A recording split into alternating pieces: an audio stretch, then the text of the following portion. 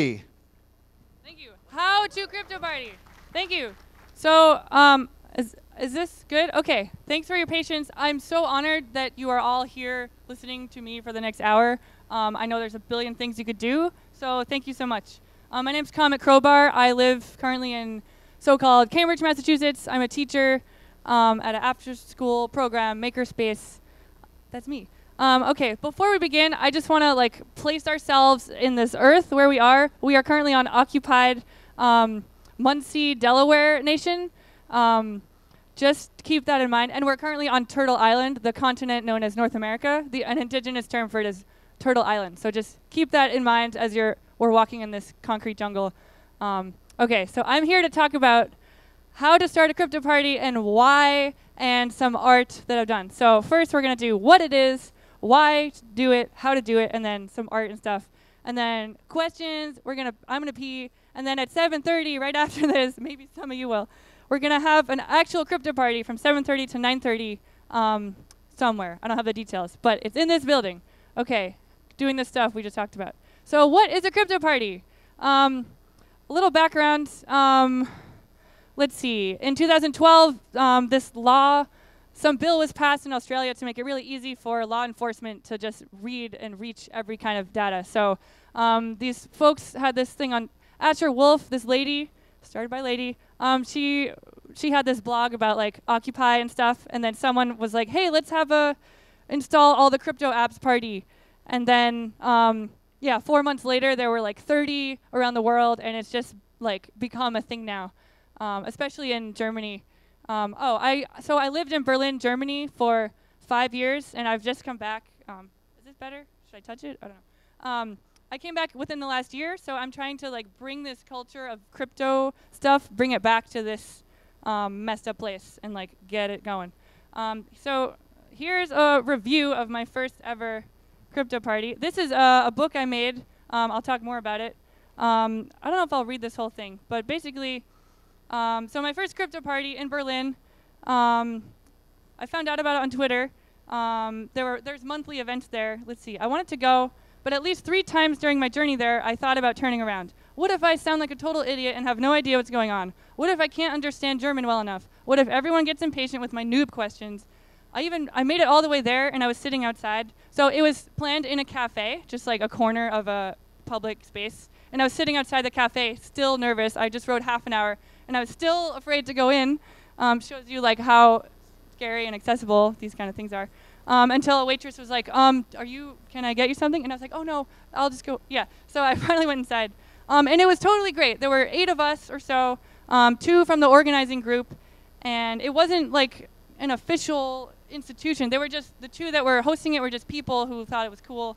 By the end of the night, I set up a Jitsi chat, updated my Tor browser, I made a new friend, and then the next day I taught my friend how to install Jitsi on a Skype call, we transferred. So it was a super empowering time for me.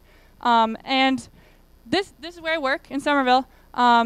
So when I moved back to this country, I wanted to get a monthly event going in the Boston area, because I live in that area. So I work at this awesome makerspace, Parts and Crafts. This is what I see every day. We have a wood shop, we have soldering irons. And so imagine this room filled with people. Here's a drawing I made of it after a really great one.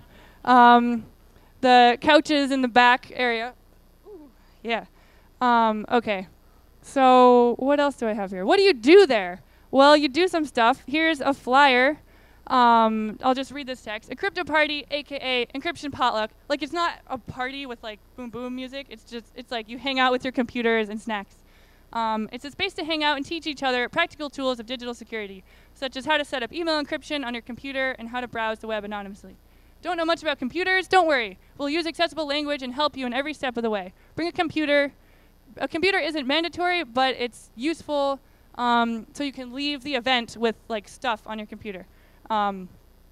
And let's see. So this is a more recent flyer. I made this the morning of Libra Planet. And I include these things at the bottom, no mansplaining, trans-friendly, and wheelchair accessible, just to have making it more accessible. And, especially this term mansplaining, some people love it or hate it. I just, it avoids, I'll get there.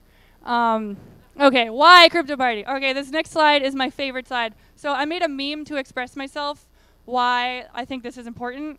As someone who identifies as anarchist and is into other political organizing and stuff, this is my new meme, okay? Be prepared for the insurrection and state repression. So that's Scar, you know, from The Lion King. He sings Be Prepared, the song. And up here we have a collection of, where are my notes here? Various kinds of tools. So we have some tools for like the physical, like, you know, state repression, like gas masks. This is like iodine tablets for when your water's poisoned. You know, some AKs and Malox is for like tear gas in your eyes. And then also next with everything are tools for encryption like Secure Drop, where like whistleblowers can send anonymous stuff to journalists. Signal, Tails, Tor, all these things. Yeah, this sums it up. There's tools for defense and resistance. There's a lot of tools out there, these encryption tools, but the question is about accessibility. Like, how can we get the people to adopt them and not be afraid of them? Let's see, especially like activists. These are other, okay, I won't go into that. Other things, I do a lot of things, so, okay. This is so yeah, resistance is possible. This is like a picture of my work desk, other drawings and stuff I made. And also copy and destroy. I make zines. I'm a self-publisher since like 10 years. So that's like one of my life mottos. And resistance is possible. I found this on the ground after like a Black Lives Matter protest here some years ago.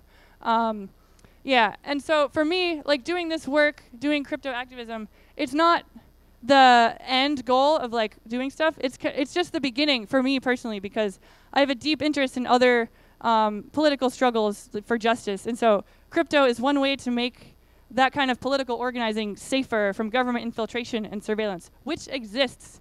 It's really real. Like COINTELPRO destroyed the Black Panther Party. Like, it's real, and we know it's real, and there's tools to defend ourselves. So that's one way that I'm excited about it.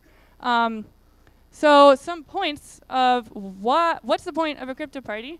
To empower people so they feel that they're able to learn.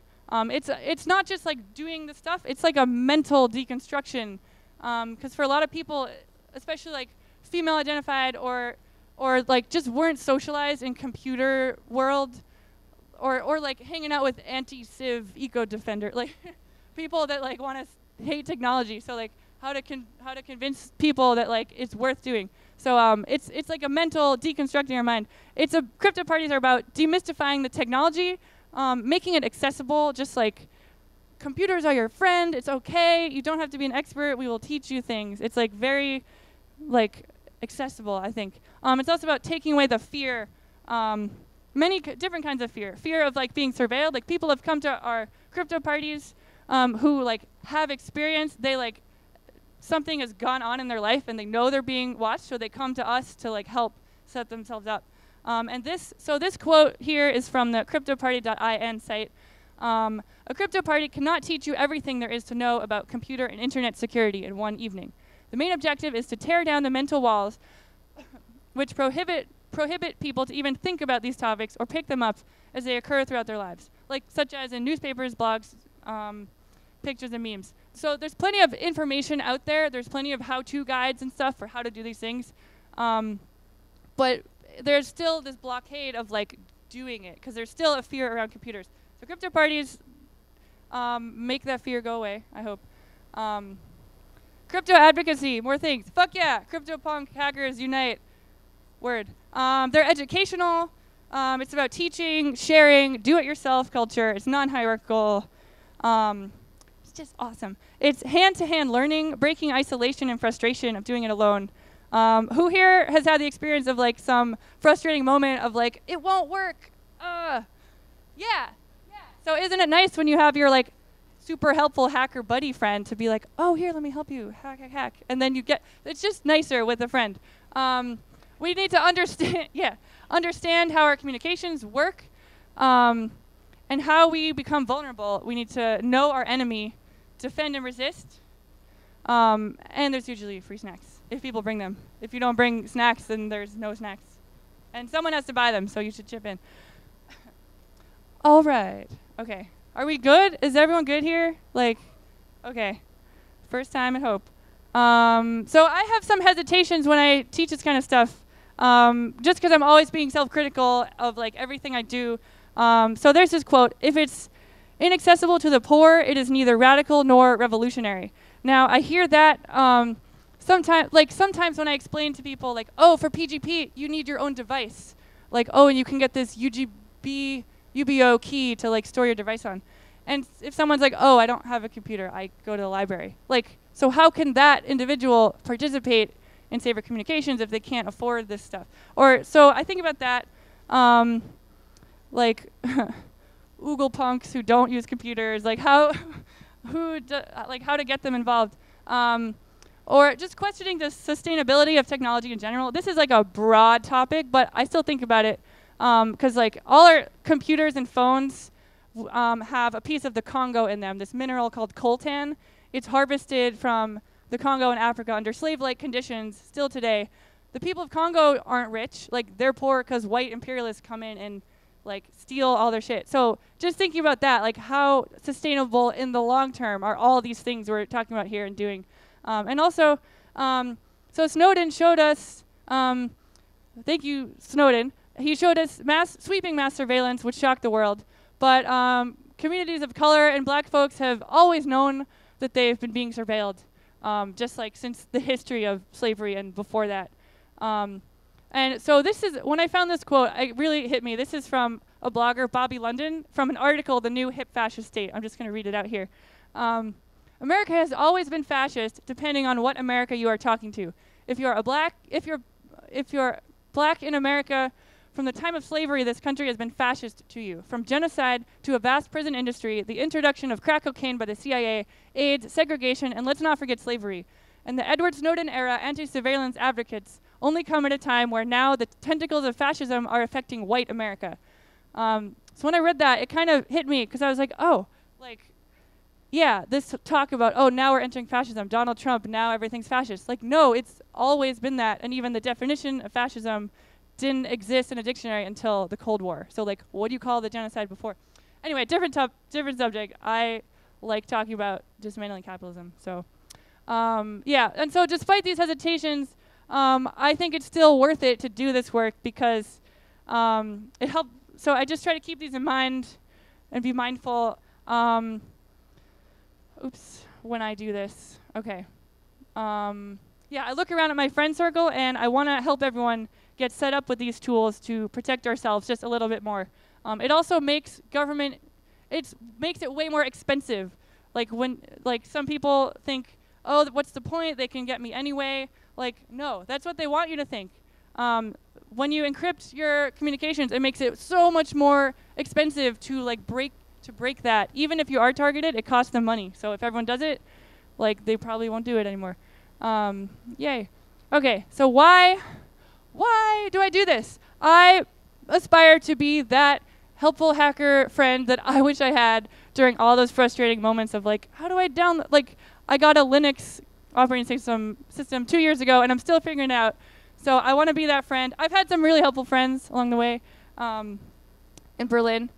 And so I also host crypto parties because I do them for myself. It's 100% selfish. I started doing them so I could find the people out there, bring them together in the place that I work. So I just stay after work. I don't even have to leave.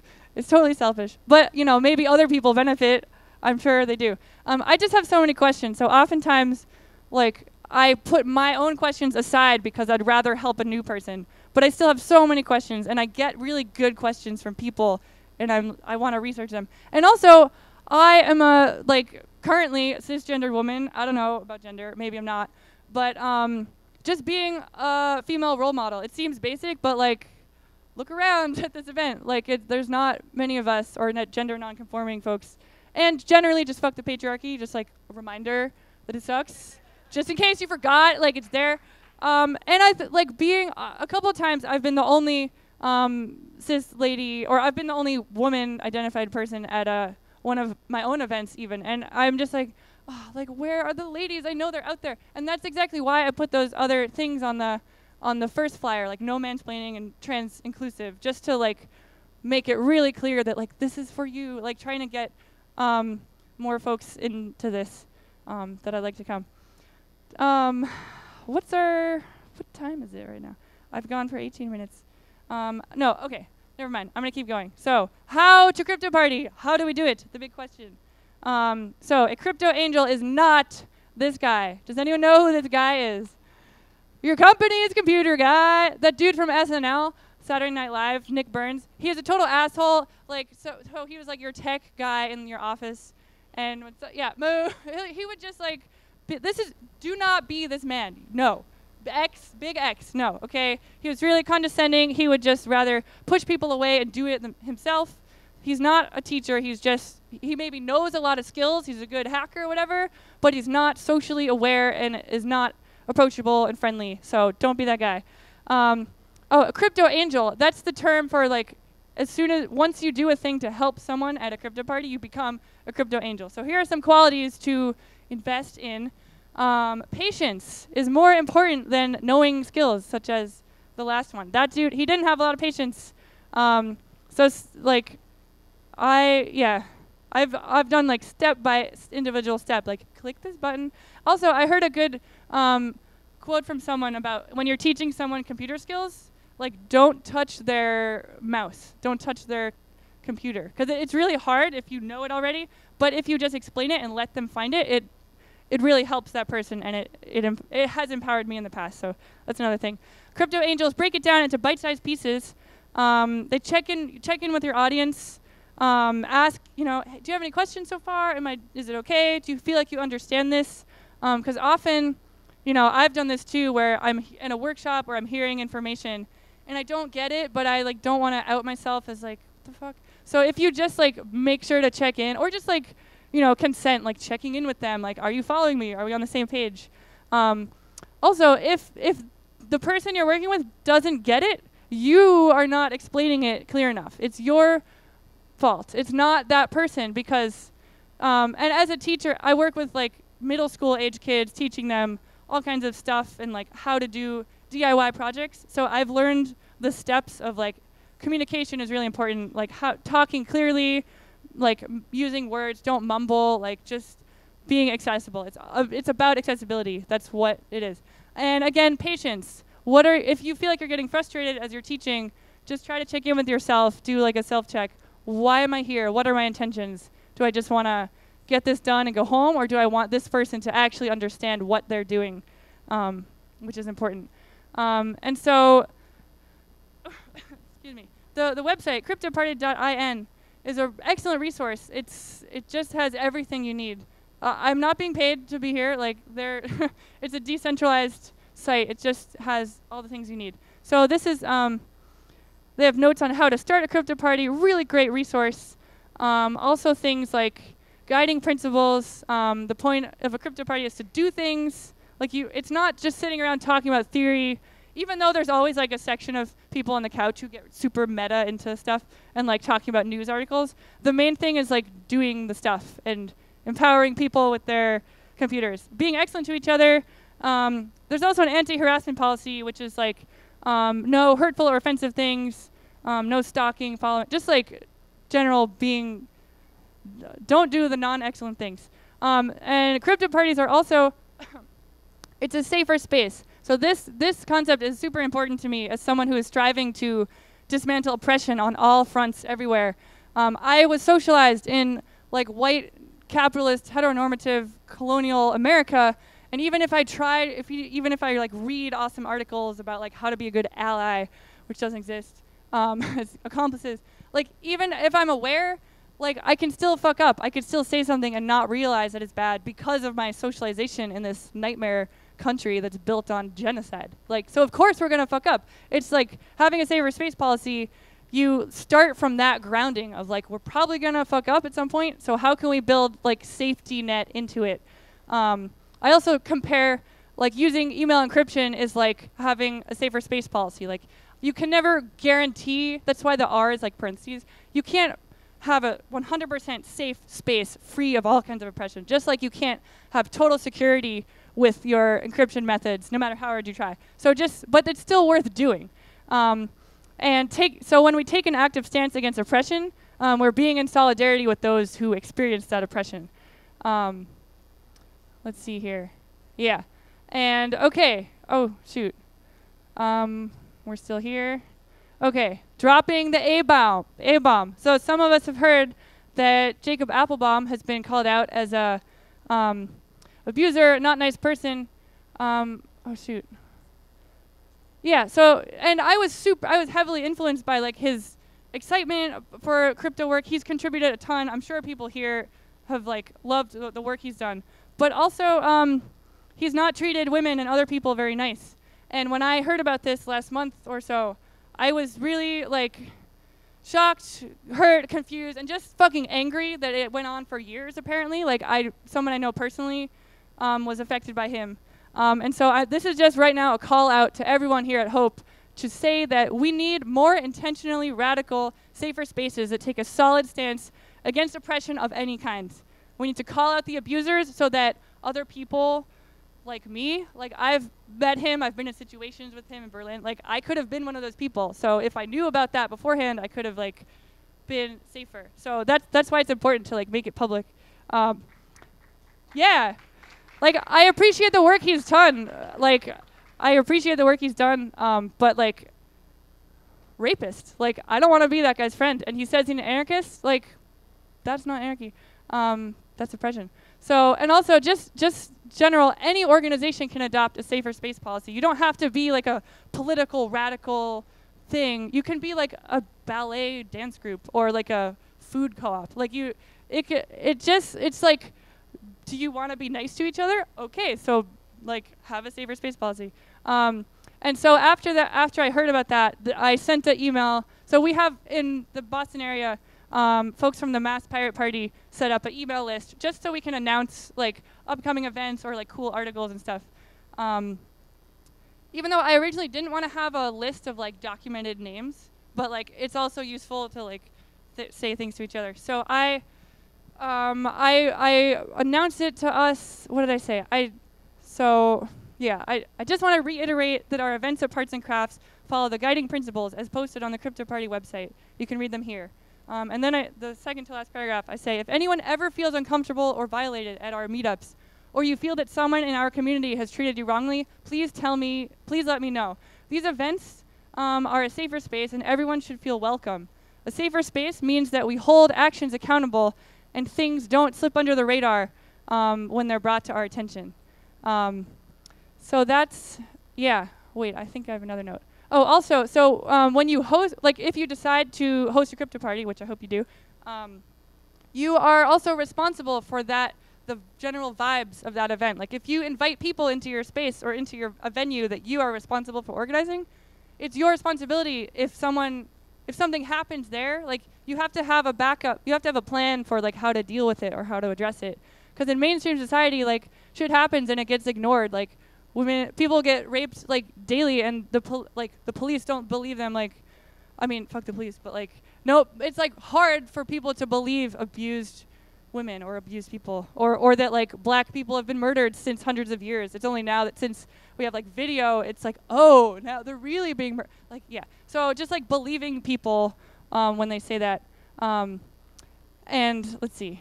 Okay, so moving on. When is your next crypto party, huh? This talk's called How to Start a Crypto Party. So that's your homework, all right? Like, so having a regular event builds a community. Like we have ours once a month. I'm able to, like, I have the privilege of this awesome venue that I work at. So like it was easy for me to find a venue, but you can just do it at like cafes, like library room, any kind of place. Oh, sorry, it's right there. Cafe, library, public space. They're always free. It's not commercially or politically aligned. Like they shouldn't be done to like make money for another organization. It's just like you're here to learn and share information. You share what you know. You don't have to be a pro hacker expert. Like I just knew a couple things. I knew how to do PGP, like I knew the basics, and I knew some stuff about Tor, and that was like why I started one, because I'm like, surely there's someone out there that I have a little more skills that I can share down with someone. So I hope that's encouraging, that like you don't have to be a know-it-all. You can just, if you're excited about doing it, you can do it. So start one when you get home from Hope. And this site, again, is like a great resource. Has all the info you need to start one. A list of worldwide locations. So there might already be one in like your city. There's not so many in so-called America, but like in Germany, there's every city like has its own because they're on it. Oh, I miss Berlin. And it has resources and how-to guides. Okay, I think we're good on. Oh, let's see. Oh, it's 6:35. Is that correct? Okay. I've gone a little faster here, but now, well, okay. So now it's the art time. So art is important because you create culture. So yeah, I'm a maker. I don't know what to call myself. Like, I'm an artist, but like, I'm a maker. I produce things. I write zines and books. A zine is a self-published magazine. You don't have to ask permission to do it. So you just do it. And this, hold on. Yeah, so Tumble the Boulder. This is a book that I printed. I self-published and printed this book. Tumble the Boulder, The Surveillance State and the American Empire by Comet Crowbar. This is a book. So in Berlin, yeah, I was really cryptoized there. I went to there's this Transmediale event in January every year. It's a big event, kind of like this, of art, the intersection of art and digital culture and politics and technology, like all in one. And the one in January 2014 was the first one after the Snowden revelation. So it was like really real. There was a lot of discussions on whistleblowing. And I left that event like so impacted, like shaking of the corruption and being like, what can I do about this? Like, I am just one person, but what can I do? And so I just kind of put my mind on like, I'm going to write a zine because that's how I solve problems in my life. I write zines. And it was just going to be a review zine, but it turned into this big book of different subjects, like subjects on journalism, surveillance, terror, war. Also, so here's a picture I drew in pencil. And my opening quote, this really affected me. This is a quote by Aaron Swartz, R.I.P. He says, "What is the most important thing in the world you could be working on? And if you're not working on it, why aren't you?" And that's deep. Thank you, Aaron. That quote really hit me because I was like, I want to make this book. Why am I not working on it? I mean, I instantly started doing it, but just that kind of pushed me through whenever there'd be moments where I'm like lounging around or like depressed. I find that action is a great like medicine when you're depressed or just like the state of the world crumbling around you. This is kind of about capitalism. I swear to God, these cookies, there was a bag of like cookies that were Facebook things. These are other pages from this book here. This one's saying, "But I have nothing to hide." Oh, really? And just like commenting on that. So it's also a bit silly. It's let's see here. This next one, this is one of my favorite pages. The suspicious blog post generator. So this was after talking to a friend. We were trying to make like a fake advertising thing. Just like, do you feel like your blog doesn't get enough attention from the NSA? Are you a loserific square? Do you want to be popular? Don't panic. The solution is finally here for you. Oh my God, thank you. With the suspicious blog post generator, everyone is a movie star. You don't have the option not to be. It's easy. Pick some words from the following list from the Department of Homeland Security. Stuff them into your next blog post, text, tweet, email, and voila, you're target of the FBI. And then I made like terror poetry. Like I used this list of like stupidly cliche and racist, just like list of things, and you just make a poem out of it. Yeah. So this goes back to what I was saying earlier, like culture, like creating content about political issues in the that are happening in the world, like makes it so that people can connect to it instead of just reading a journal article or watching the news of like, cool, another thing bombed, like awesome. You can like relate to it in a different way that like might hit you in a different part of your body than just your brain by reading stuff.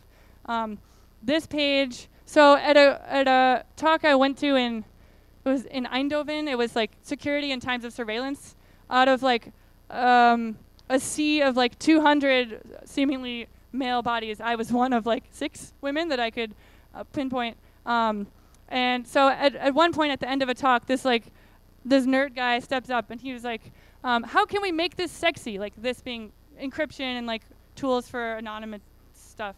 How can we make this sexy? You know, just look around the room at us. Being a computer technician isn't the most attractive image. So how can we make encryption sexy? And I kind of took that as a personal challenge when I heard that. But I didn't want to, like, I wanted to raise my hand, but I didn't because I didn't want to be the girl who talked about sexiness in the sea full of dudes in the sausage fest. So of really great people and inspiring thinkers, but also like gender. Yeah, it exists. And so in here I'm just saying I had ideas then, but I'm writing it now on my own terms. Or just, yeah, comparing email encryption to like sex toys is totally true. And so here's this slide, how to make encryption cool and sexy. Write erotica fiction about it, like porn sells. I have this book, which I'll talk about in the next slide. Make art about it, as I was just saying. Again, bring it into culture, something people can reference, like stories and films. Also, does anyone know the lady here on the side? I mean, I photoshopped it, but that's Lisbeth Salander from the film The Girl with the Dragon Tattoo, which, did you know, the Swedish original title translates to Men Who Hate Women. Because the movie's about men who hate women. It's not about this girl. Like, it was another topic, why that title pissed me off. But Justice, she is also a pro-fucking hacker. Like, she breaks PGP encryption. She did it. It's in the book. Like, and Justice, like woman with a sword, like that's the tarot card for Justice. Her shirt says, Armageddon was yesterday, today we have a serious problem. So she is, oh yeah, and so I was listening to the audio, I read it and then I listened to the audiobook later. She hacks the police network, the police headquarters, and I was in my kitchen cooking just like, fuck yeah, she fucking did. Like she hacked the police headquarters. So like, and I've never read a book or any character who's like a hacker like she is. Like she's just so badass and empowered. And she's inspired me so much that in my book here, I wrote a character who was inspired by her, and then I was like, fuck it, I'll just have her be in the book, and they're lesbian lovers, so like, yeah. She's also queer. Okay, how to make it sexy, another one. My favorite hashtag ever, activist pickup lines. Nothing excites me more than activist pickup lines. That's how you get to me, y'all. So I thought of this one. My love for you is secure like PGP encryption, unbreakable by even the NSA, which is true. And there's other ones, but that's one of my favorites. Okay, so this is my newest publication called Crypto Cunt and the Ecosexuals, the very queer story of the NSA headquarters in Berlin. It's here. I have a box full of them. Between $6 and $12, y'all. So this is what I do. I wrote this fiction. It's like, I don't know, well over 100 pages. And so I was living in Berlin, biking every day through this airport, the Tempelhofer Feld airport, which is abandoned since a few years and now it's a public park. But there's still this like control tower from the airport. So I'd bike past it every day and look up like, what is going on there? Like, who is spying there? And I also had some friends in the Frankenstein house. Yeah, Frankenstein. We submitted a film to the Bike Smut Porn Film Festival, which another friend of ours was organizing. We did that the year before, and then the next year we wanted to like make another film, which combined like bicycles and porn somehow, and just to like inspire people to make their own, just like make a film or make a smut film, because it's fun. And so, but there were only 3 of us, but we like started writing a plot, but then like the film didn't happen, but I took the like baby seeds of that and expanded it into a full novel. So this is that. This was the time I was gonna read it. Just the little back text. Okay. For some mysterious reason, office plants keep being stolen from bureaucracy buildings around Berlin. Arson attempts at the Ausländerbehörde, the Foreign Office Building, and Frontex headquarters is putting a lot of pressure on the U.S. National Security Agency to do something about it. Skipper, a transgender intern at the NSA, and his campy boss, the officer, are on a hunt to find the alleged ecosexual anarchist bicycle brigade, which is destroying public infrastructure across Europe. The officer and Skipper have more on their dirty plate than just surveilling activists. They are often found surveilling the porn activity of citizens and spying on the jiggling asses of those who bike through Tempelhofer Feld. Their headquarters in the old control tower of the airport is a home base for their investigation. They have to be careful, though, because the ecosexual anarchist bike brigade is known for their freaky sexual activity and perhaps have bewitching capabilities to queerify all those who come in contact with them. In this first fiction novel by Comic Crowbar, you can meet Lisbeth Salander, the lady from the last slide, and her eco-warrior lover, Kelly, have a gay experience at Fusion, a big music festival, deconstruct your gender, unlearn capitalism, and feel funny in your pants with some anarchist erotica. Because dismantling the state is sexy, right? Yeah, okay? So this is some image that I made. Der Spiegel is like a popular German magazine. It's awesome. And this building is the Ausländerbehörde. That's where I would go to apply for visas. You can see how I feel about it. It says, public infrastructure fucked up by eco-sex group, ecosexual brigade.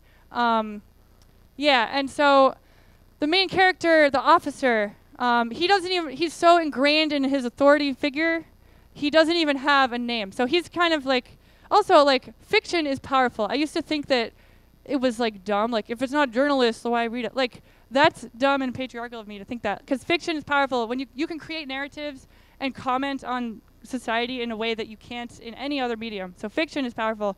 The officer is like this, of the NSA headquarters in Berlin. He's like this really like, I am the law kind of guy. But he's also like clearly a closet homosexual or has like he's super submissive. And so in the story, there's like this activist locked up in the basement in like an interrogation cell. But she's actually a dom, and he likes being submitted to. And also, so that's Kelly, the eco-warrior, and the officer. She's got like a knife at his throat. Oh, sorry, I should have warned, not safe for work. Yeah, no, maybe people don't want to see it. This was consensual, by the way. So she, this is kind of common. They have this funny like relationship.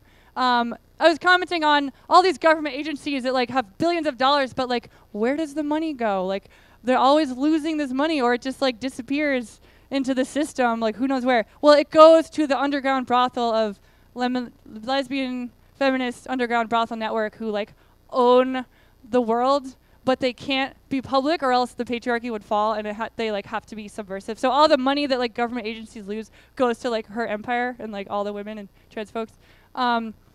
Yeah, this is a scene of Kelly and Lisbeth Salander having some fun time in Sweden.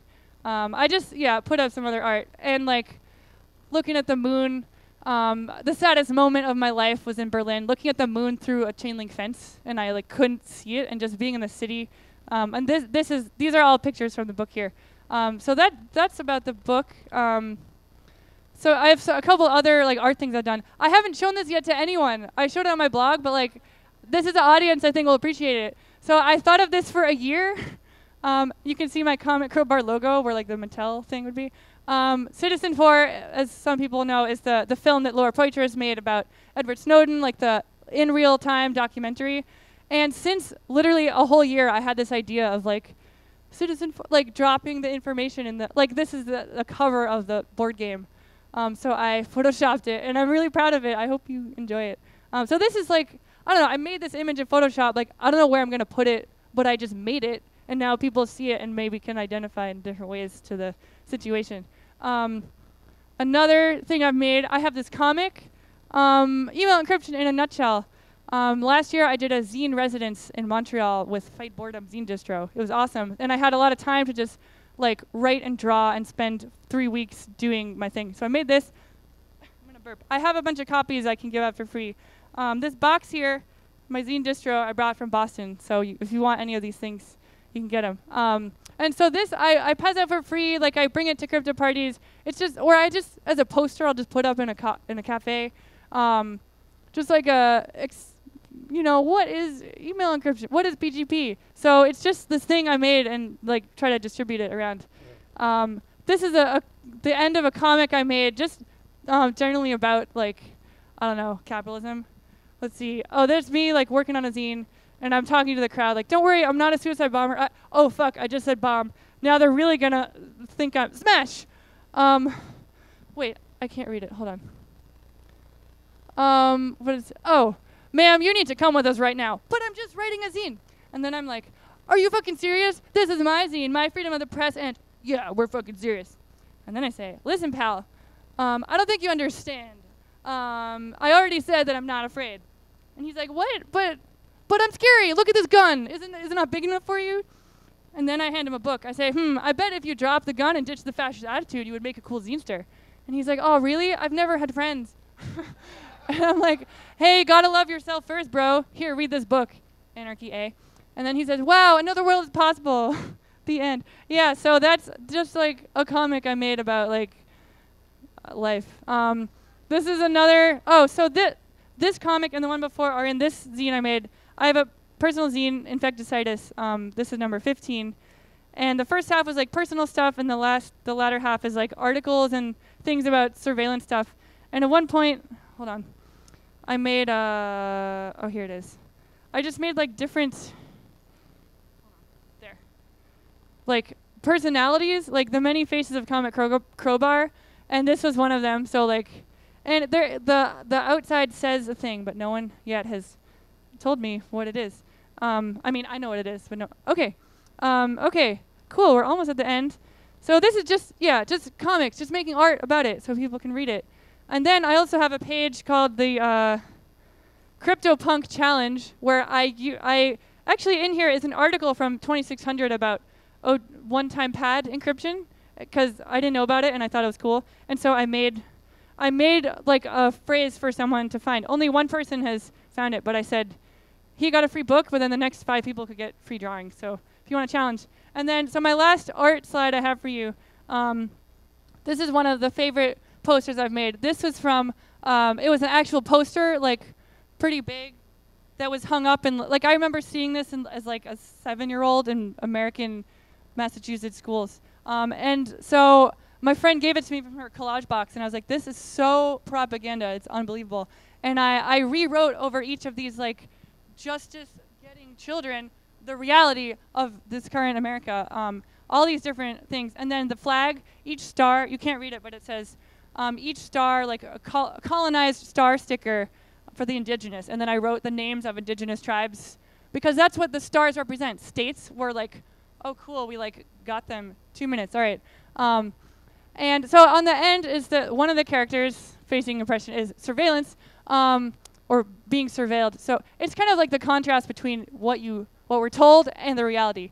And you see there's all these different intersecting things.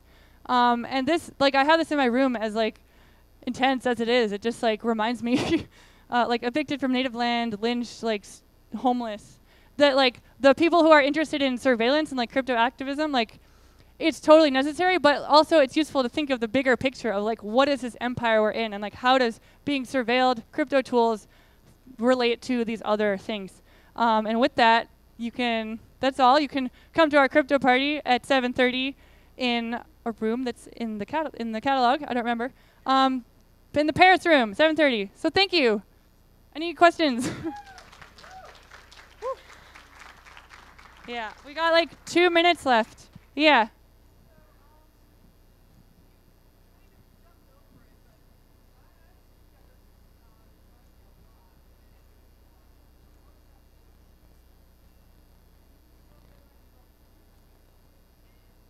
Yep.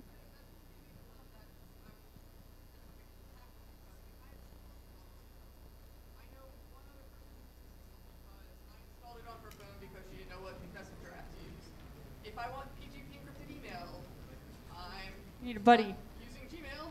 Yeah. No one else is either. So Exactly. Yeah. So the question was like, what about like when you use encryption, you need a partner to do it with. Like you need a encryption buddy. And my suggestion is, if you come to a crypto party, you can find the people to do it. So a lot of people have actually, yeah. Oh. I already talked to you, so I want to keep talking. Uh-huh. I can't have those conversations with encryption. Yeah. Well, you can bring them to a event. I mean, I totally hear you. Like it is about, like you can't have a safe communication unless your receiving end has it. So that's why it's like once you learn it, like once I learned it, then I like started applying it elsewhere. But a crypto party event is a great place to meet other people that you can like start doing these conversations with just to practice. Does that sort of address that? Or If How I can't find the solution. I don't just go to crypto parties, or maybe we can talk after because I think we're at time here. I want to take that seriously. Other questions? Anything? Thank you for coming. Or you? Question? Yeah. How do you demystify people that are like scared of encryption? They think it'll like get them under more scrutiny. How do you demystify people who are scared about encryption? Like that you'll show up on some watch list because you're. I would say that's a good question. I'd say like the more people do it, the less, like, if more people do it, we're safer in numbers, kind of thing. And there's a crypto party workshop on the 6th floor. Yeah. Oh, I'm. Yeah. Yeah, you're doing it. In the Paris room. What's that? Tell them when it is. It's right. Yeah, I did. 7:30 in half an hour at the Paris room, I think, on the 6th floor. Okay, I'm gonna put down the mic. Thank you. Also, if you want to buy any of these things, they're like available. I brought a bunch. I'd love for people to just have them. I'll set up my little box after the crypto party. Thank you so much. Guru. After the crypto party, may I buy now?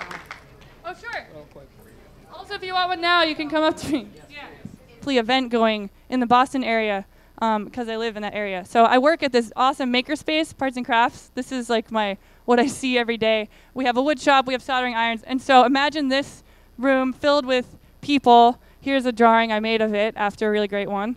The couches in the back area. Ooh, yeah. Okay. So what else do I have here? What do you do there? Well, you do some stuff. Here's a flyer. I'll just read this text. A crypto party, aka encryption potluck. Like it's not a party with like boom boom music. It's like you hang out with your computers and snacks. It's a space to hang out and teach each other practical tools of digital security, such as how to set up email encryption on your computer and how to browse the web anonymously. Don't know much about computers? Don't worry. We'll use accessible language and help you in every step of the way. Bring a computer. A computer isn't mandatory, but it's useful so you can leave the event with like stuff on your computer. And let's see. So this is a more recent flyer. I made this the morning of Libra Planet. And I include these things at the bottom, like no mansplaining, trans-friendly, and wheelchair accessible, just to have like a, making it more accessible. And, especially this term mansplaining, like some people love it or hate it. I just, it avoids like I'll get there. Okay, why crypto party? Okay, this next slide is my favorite slide. So I made a meme to express myself why I think this is important. As someone who identifies as anarchist and is into other political organizing and stuff, this is my new meme, okay? Be prepared for the insurrection and state repression. So that's Scar, from The Lion King. He sings Be Prepared, the song. And up here we have a collection of, where are my notes here? Various kinds of tools. So we have some tools for like the physical, like, state repression, like gas masks. This is like iodine tablets for when your water is poisoned. Some AKs and Malox is for like tear gas in your eyes. And then also next with everything are tools for encryption like Secure Drop, where like whistleblowers can send anonymous stuff to journalists. Signal, Tails, Tor, all these things. Yeah, this sums it up. There's tools for defense and resistance, doing the stuff we just talked about. So what is a crypto party? A little background. Let's see. In 2012, some bill was passed in Australia to make it really easy for law enforcement to just read and reach every kind of data. So these folks had this thing on Asher Wolf, this lady, started by lady. She had this blog about like Occupy and stuff, and then someone was like, hey, let's have install all the crypto apps party. And then 4 months later, there were like 30 around the world, and it's just like become a thing now, especially in Germany. So I lived in Berlin, Germany for 5 years, and I've just come back. Is this better? Should I touch it? I don't know. I came back within the last year, so I'm trying to like bring this culture of crypto stuff, bring it back to this messed up place and like get it going. So here's a review of my first ever crypto party. This is a book I made. I'll talk more about it. I don't know if I'll read this whole thing, but basically, so my first crypto party in Berlin, I found out about it on Twitter. There's monthly events there. Let's see. I wanted to go, But at least 3 times during my journey there, I thought about turning around. What if I sound like a total idiot and have no idea what's going on? What if I can't understand German well enough? What if everyone gets impatient with my noob questions?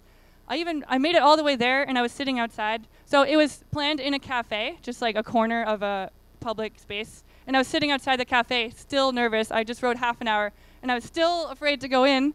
Shows you like how scary and accessible these kind of things are. Until a waitress was like, can I get you something? And I was like, oh no, I'll just go. Yeah. So I finally went inside. And it was totally great. There were 8 of us or so, 2 from the organizing group. And it wasn't like an official institution. They were just, the 2 that were hosting it were just people who thought it was cool. By the end of the night, I set up a Jitsi chat, updated my Tor browser. I like made a new friend.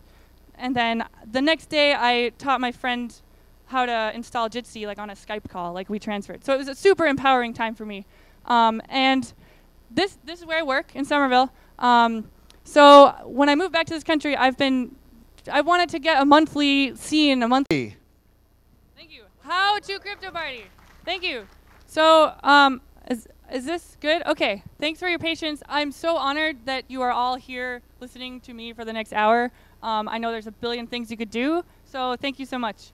My name's Comet Crowbar. I live currently in so-called Cambridge, Massachusetts. I'm a teacher at an after-school program, Makerspace. That's me. Okay, before we begin, I just want to like place ourselves in this earth where we are. We are currently on occupied Muncie, Delaware nation. Just keep that in mind. And we're currently on Turtle Island, the continent known as North America. An indigenous term for it is Turtle Island. So just keep that in mind as we're walking in this concrete jungle. Okay, so I'm here to talk about how to start a crypto party and why, and some art that I've done. So first we're going to do what it is, why to do it, how to do it, and then some art and stuff. And then questions, I'm going to pee. And then at 7:30, right after this, maybe some of you will, we're going to have an actual crypto party from 7:30 to 9:30 somewhere. I don't have the details, but it's in this building. Okay,